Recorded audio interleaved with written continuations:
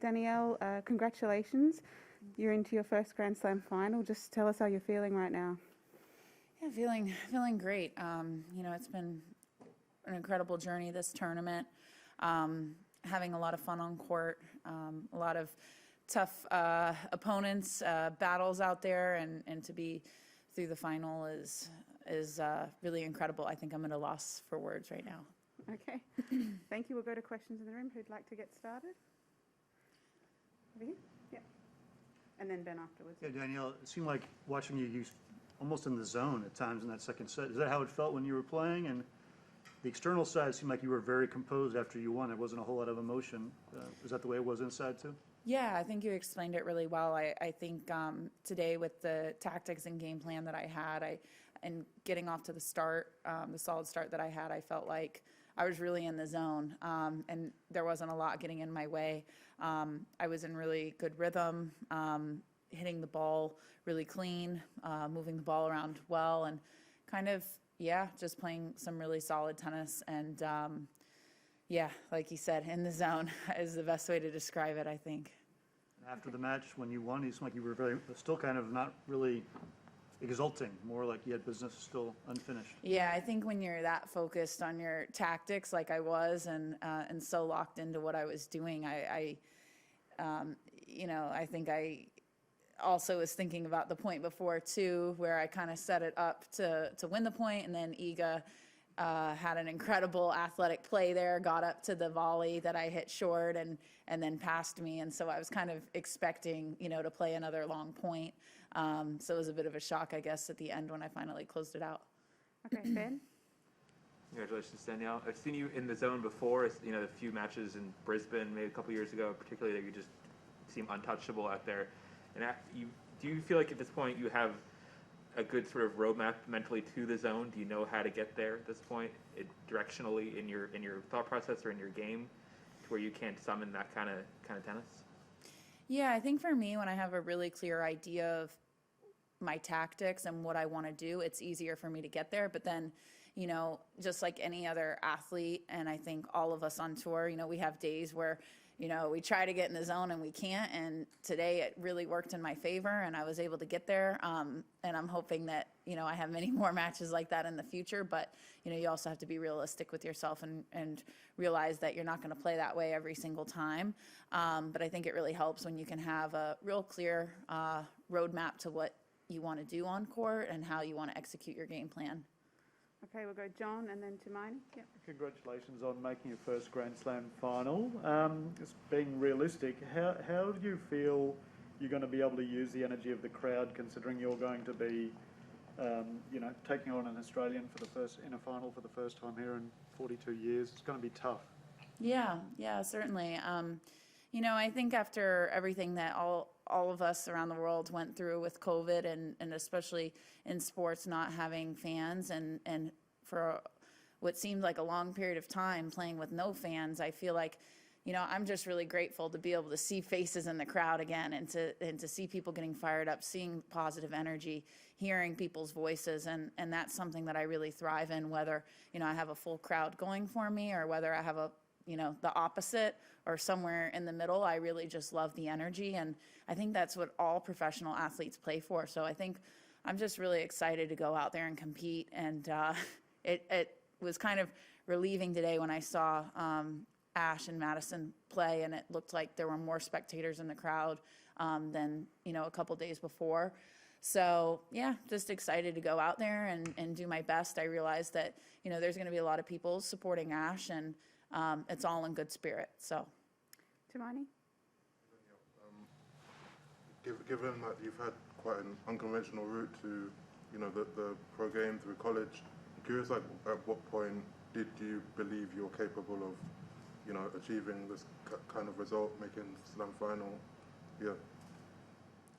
Yeah, I think one of the special things on the women's side of the game is the depth across the board. And there's been so many people, so many women in the last couple of years who won slams that were not expected to win slams. And I think that, gives hope to all of the players, whether you're outside the top 50, whether you're outside the top 100, or you're in the top 10. I think everybody has a chance of making deep runs. And, you know, I've used that and mentality and just try to do the best that I can. And I've tried to believe in what I'm doing with how I'm playing, and just taking it one day at a time, really.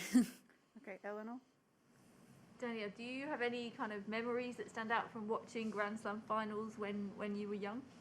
Oh, I do. You know, so much going back and being a young American was watching Venus and Serena play.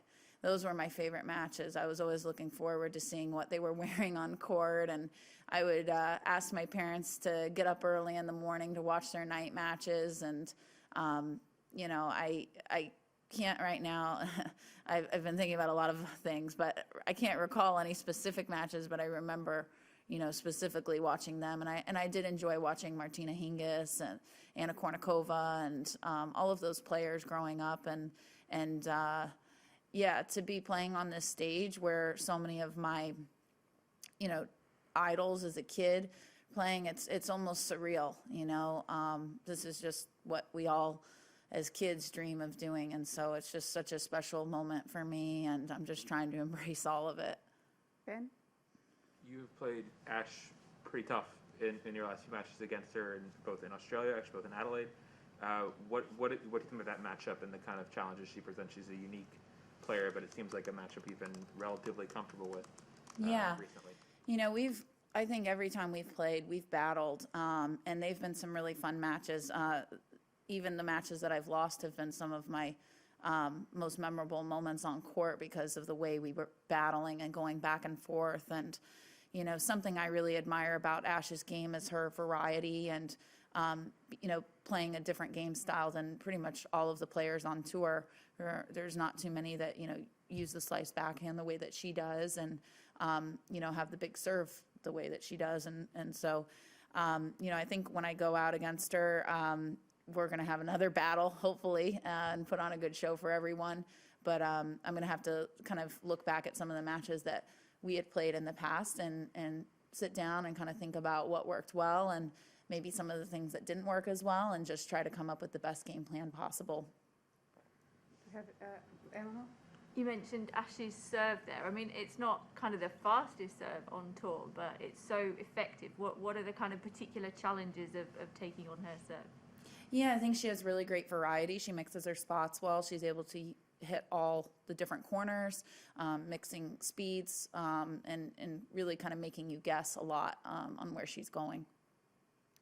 Okay, Ben, and then we'll do one more after that. Ben? I remember when you made the semis here last time, there was a lot of talk about college and that being the route for you, and now 2 years in a row there's an American who played college tennis making the final here with you and Jem Brady. What does that sort of mean to you about the college path and where it can lead to?